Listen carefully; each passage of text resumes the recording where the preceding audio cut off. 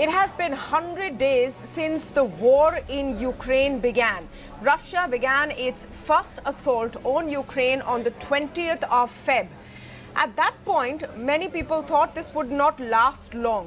You had the mighty Russia taking on Ukraine, but Ukraine fought back and stood its ground. Both the US, from the European Union, Ukraine is still fighting back and standing strong. Now, in the latest, Moscow says it has got now control over 20% of Ukrainian territory. The ripples of this conflict, though, have been felt around the world. We're staring globally at a possible food crisis because Ukraine is one of the biggest food exporters in the world, especially of wheat. We are staring at an energy crisis because of sanctions put on place on Russia and overall supply reducing. Where do we go from here, and why is there no end in sight yet? To speak on this, I'm joined today by Sushant Sareen. I'm speaking this evening with Maroof Raza, and I also have Ambassador Jayant Dasgupta with me. Welcome to all of you, and thank you so much for joining us. Sushant, let me begin with your take. Would it be correct to say that most people thought the war would wrap up fairly quickly, that Putin would bulldoze his way through Ukraine, but he hasn't managed to? Clearly, he hasn't. And in fact, while it's undeniable that the Russians have made certain advances, but it's in a kind of a tiny sliver of land. Actually, it's not so tiny. It's about 20% of Ukraine, which is under Russian occupation. But the original idea was that the moment the Russian troops entered Ukraine, the Ukrainian government will fall, everybody will scoot, Kyiv will fall within a couple of days. There were some generals who were predicting that they had gamed that within 10 days, Kyiv will fall, and all sorts of other things were being worked out. Clearly, that hasn't happened. The fight back hadn't been anticipated, I think, by the Russians. And while the Russians can probably chop off whatever territory they have occupied, for them to go beyond this will require doubling down on the invasion, which I don't think they have really the wherewithal for. But having said that, it's not gone all against the Russians as well. I think in the long run, even the medium run, the Russians will be the biggest losers because of the way they have been isolated, cut off from not the entire international global system, but at least from the most important part of the global financial system. So they have been kind of isolated from there. So there will be very serious problems for Russia going forward. Yeah. But there will also be serious problems for the countries which are trying to isolate Russia, not just in terms of energy and, fuel and energy crisis, but also in terms of greater defense commitments in Europe, and most of all in terms of other raw materials where the Russians are in a position to, in a sense, influence the markets, also control supplies, and they can push back against the people who are trying to isolate Russia. So I don't think we've seen the end of this anytime. We are going to see the end of this anytime soon. I don't really see what is going to be the way out going forward unless both sides agree to step back majorly. But will the Russians give up the territory they have occupied? Unlikely. Will the West agree to give the Russians, some kind of a leeway? It's all up in the air. And will the Ukrainians, after having shown the kind of spunk they have, agree to all those demands of the Russians, which they had not agreed to earlier and which was actually the reason for the war? So, frankly, I am not seeing any clear, exit route from where everybody... That perhaps is the most worrying part. 100 days on, there seems to be no roadmap of how to come out of this situation. Now there are reports that the Russian troops are setting their sights on eastern Ukraine. Maroof, are we likely to see an escalation before there is any end to the war, whenever that is? Yeah, I agree with most of what Sushant Sareen has said. He's covered all the key points. A couple of things to add on. One is that the Russian goalposts have been shifting. So to start with, the Russians were hoping they could just walk into Ukraine, get a surrender, and it would be just another occupation like they had executed in Crimea. The copybook they were following was based on those experiences. Clearly, the response has been shocking to Moscow and most observers, including myself. I did not expect the campaign to last so long. Secondly, what does Russia do now? One is Mr. Putin kind of declares victory with what he's got, which is 20% of land, but 20% of land in a way that gives him certain strategic advantages. One is that he has completely the Sea of Azov, which is touching the Ukrainian coast on the east, covered with territory that Russia now holds. So there's no Ukrainian exit into the Sea of Azov, which causes limitations for Ukraine in the long run to be able to export its grains, because 30% of the world's grain comes from Ukraine. Though it has exits through Odessa and other places into the other waters like Black Sea, from which Ukraine can continue to engage with the world eventually. What is most worrying is that the United States in particular and the European powers, in a way now, don't want the conflict to end, because they seem to be pumping in the kind of arms and weapons which are clearly creating a situation which allows the war to go on, and the US arms industry in particular to benefit from it. Because the latest announcement by President Biden and the American government that some $40 billion are being further sanctioned for that war, like in the case of $13.6 billion that were earlier sanctioned. Where does most of the money go? 90% of the money, by all accounts, goes back to the American arms industry. Wow. So America always loves a good war, and it is not now.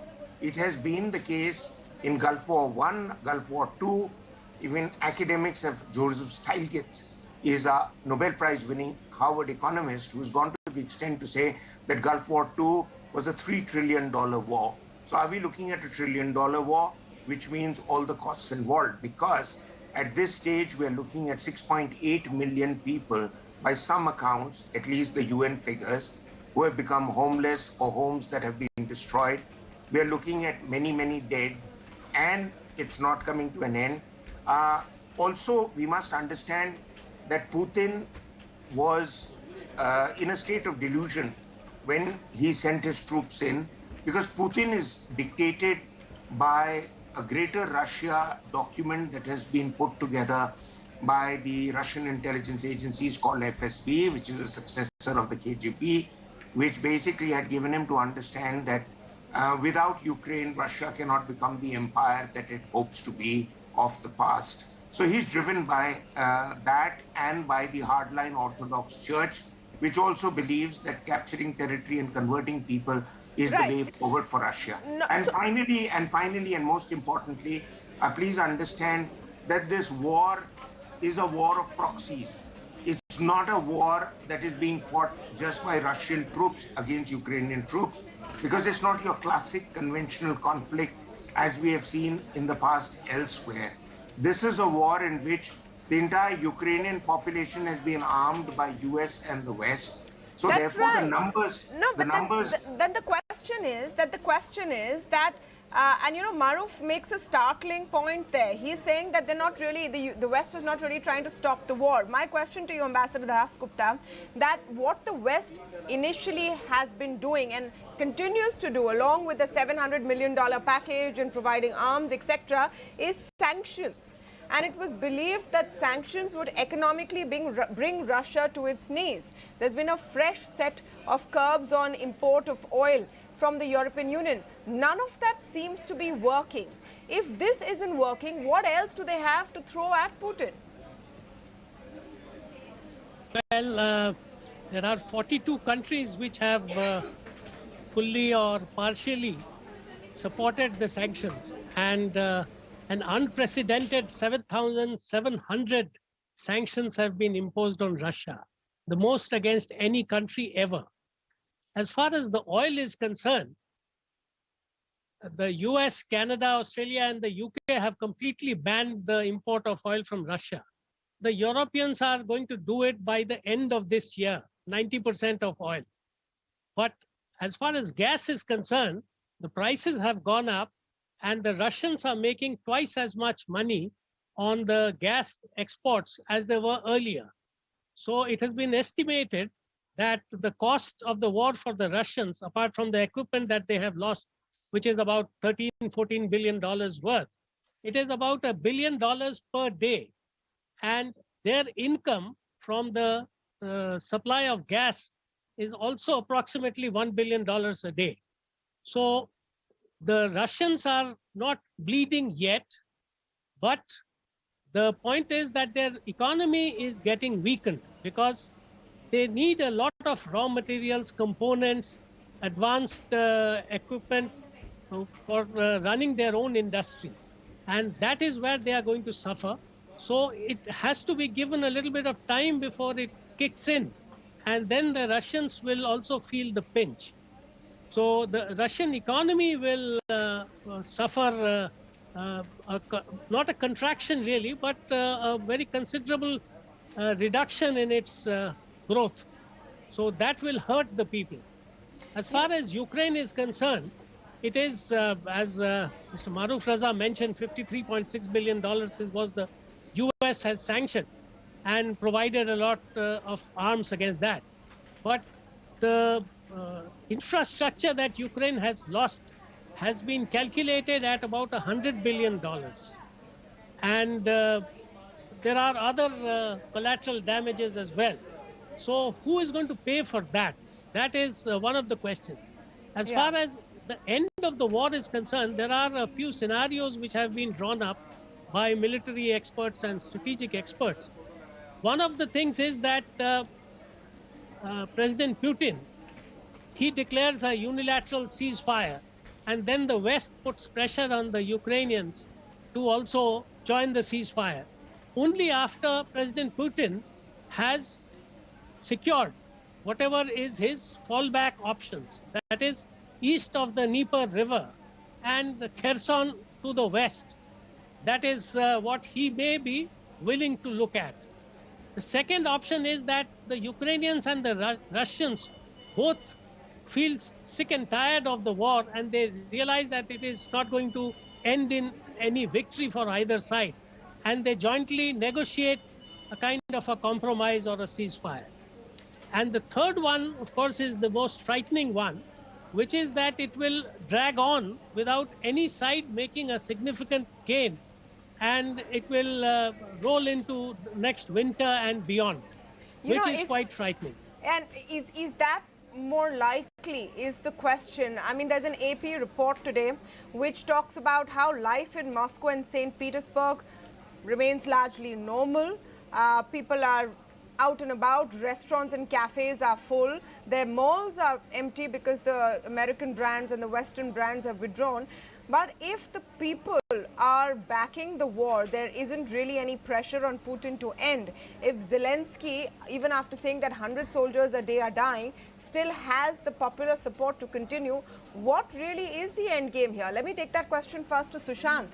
What are the factors that will force either side to back down? Because none of them seem to be in the mood to.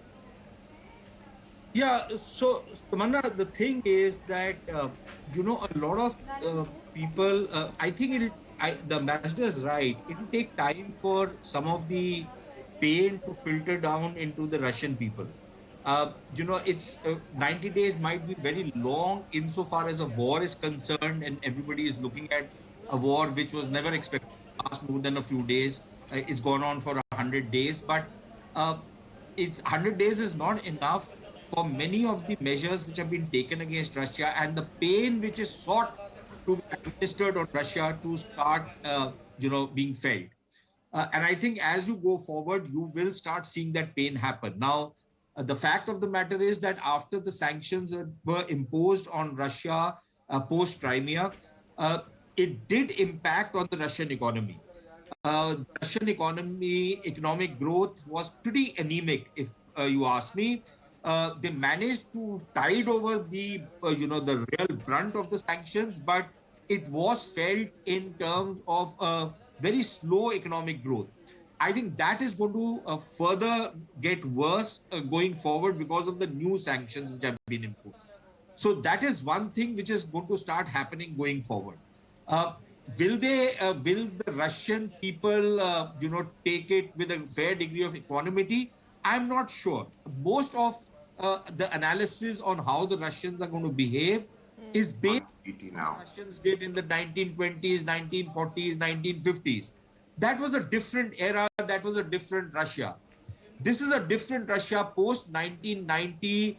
The Russian economy has been plugged into the global economy. The Russian people have not been in isolation. They've been part and parcel of the global, communities. So to compare the situation today with what it was in the 50s, 60s, I don't think is the right thing to do. And we don't know whether or how the Russians are going to respond once the starts being felt. So that is one factor. The other factor is going to be, will the Ukrainians, where nationalism right now is at its peak, will they suddenly say that, okay, fine, Russia has blocked off large parts of our territory. We are willing to live with it. We don't want any more war. We are ready to sign on the dotted line. We are ready to give Putin whatever he wants. I don't know how that's going to work out. And I think Maroof is right. The West thinks that they've got Russia by the curlies. And why should they let go of what is happening to Russia right now?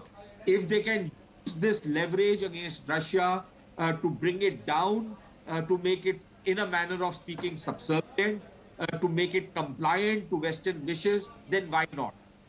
Now, that might completely backfire on them. But why will they not try that? Because for the Europeans, the biggest threat is not China. For them, it is Russia. For us, the threat is not Russia. For us, the threat is China. So, there are all kinds of tangos being played out right now in the international relations. But I also want to focus a bit on impact and what this is doing to the world, how it's impacting Indians as well. We've already seen very high inflation rates. WPI was at a 3-decade high. Ambassador Dasgupta, I'm going to come to you on this. At some point, the world will have to come together to minimize the impact of what's happening.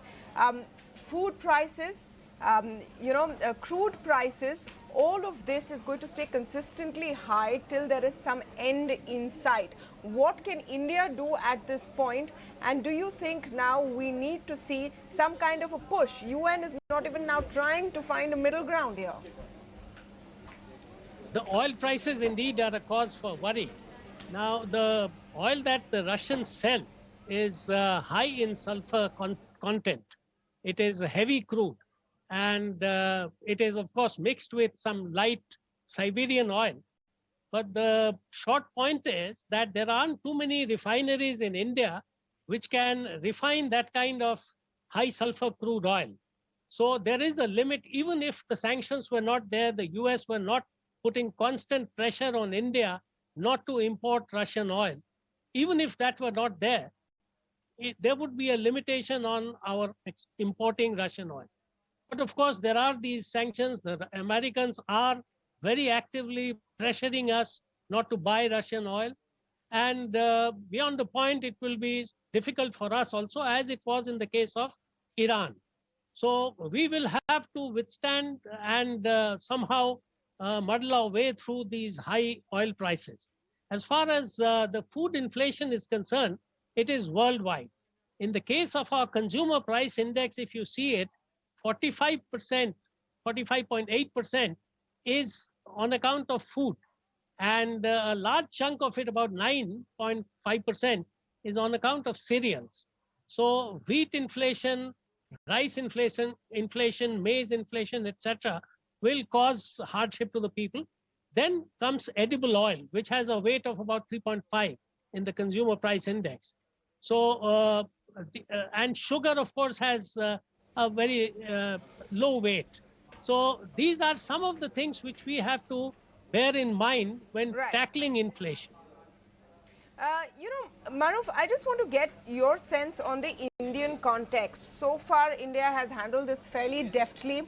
There were moments and quite a few weeks of pressure building on us to openly condemn Russia. We said we're not going to pick a side per se, but yes, we condemn all of the human brutality and human rights, etc. The question is whether we will increase imports of Russian oil, but will we be able to continue this fine balancing act as this war stretches on? I'm going to say something which probably a lot of people find surprising. But, this is India's new chance to reposition itself in the emerging world order. You see, as Sushant had rightly brought out, that what the world was 40, 50 years ago and what it is today, there is a lot of change. There's a lot of change also in what India is and how the world perceives India. I'll give you the latest example. That was the Quad Summit in Tokyo. I mean, of the 4 countries that were there, India was clearly the one that had refused to criticize Russia for the invasion generally, except for 1 or 2 utterances that we made at the UN, which was in support of the humanitarian issues.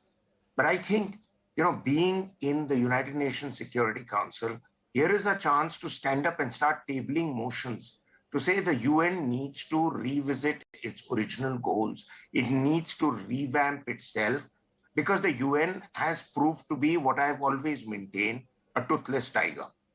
And it is the world's most overrated debating society. And actually, people can tend to support it because people find, oh, it exists, it's been around for the last post-Second World War years, and it has generally served the world well, and that's questionable. More importantly, when a superpower and a UN Security Council member takes the law into its own hands, then how do you pressurize and sanction it?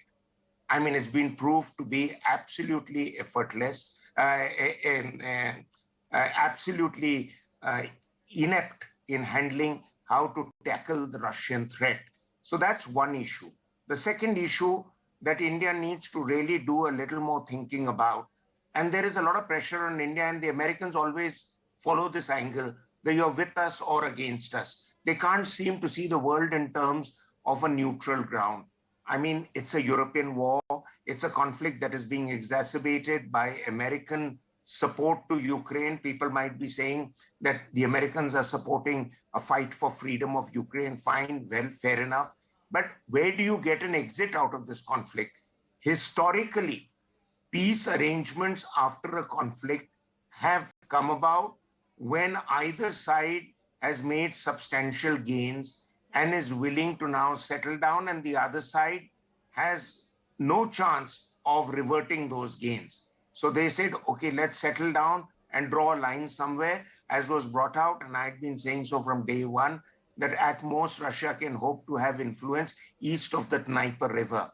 Now, what is it that Russia is holding on to? Half of the territory that Russia holds on to out of the 20% of Ukraine is territory that had considerable Russian influence in the past. The Donbass, Luhansk region, etc. People speak Russia-centric ethnic tongue. They were getting their salaries from the Russian government. The schools were teaching Russian-type syllabus. So clearly, Russia had a sway out there. And it led Russia to believe that all of Ukraine was similar. And that's where they went horribly wrong. These are the delusions of grandeur that autocrats and dictators often suffer from, and they get their operations completely wrong because there is no pragmatic assessment of the ground reality. What is going to follow hereafter? The world is going to see a clear divide between Russia and Europe, and Europe backed by America, because America wants to drive Russia's nose onto the ground. They made that earlier mistake of trying to do that with Russia after the Cold War, during the Kosovo conflict. And these are the old, biases that Putin was driven by, that I will reclaim the high ground. And the high ground hasn't been there, but he has clearly upset the peace dividend that the West and Europe in particular was enjoying after the Cold War and the collapse of the Berlin Wall. Now, what is it that America has achieved? America has achieved A, the ability to drive off the ghost of Afghanistan and Iraq, because it's suddenly now dominating the global narrative as the champion of the democratic free world. And the second thing America has achieved is a real shot in the arm for its arms industry and exports, which is what America lives off historically. What is Russia going to get at the end of it? A, Russia now goes to China as a weaker partner. Otherwise, Russia was actually engaging with China as an equal with many military and strategic advantages. Sure. And finally, what is the world going to live with? The world is going to live with a lot of inflationary trends for the next 1 year or more. You know, that is what we need to focus on. I mean, Maroof, you're saying next 1 year, most economists are talking about a 3-year lag. I said 1 year or more. Yeah, before we see this impact going on. So we'll have to see where this goes, but I need to wrap it here. Thank you so much to all of you. Can I make a quick point? All right. All right. Very quickly, please, I request you. Look, Tamanna, I think the global inflation is the war in Ukraine is only one reason why there is global inflation. I think you also have to look at the impact of COVID. Sure. The kind of liquidity which was pumped into the Western markets to prop themselves up. It has to be felt somewhere. You ask any economist, he'll tell you there is... Absolutely. I agree, Sushant, but there is no denying the spike that has come because of the Russia-Ukraine war. Some of it has come because of that, but some of it would have come in spite of it. Yeah. So either way, the point is that hopefully we can see a quick end to this war. It's 100 days and counting. No end in sight for now. You're Thank you always so very much optimistic. to all of you for joining us today. Thank you. Thank you. Bye.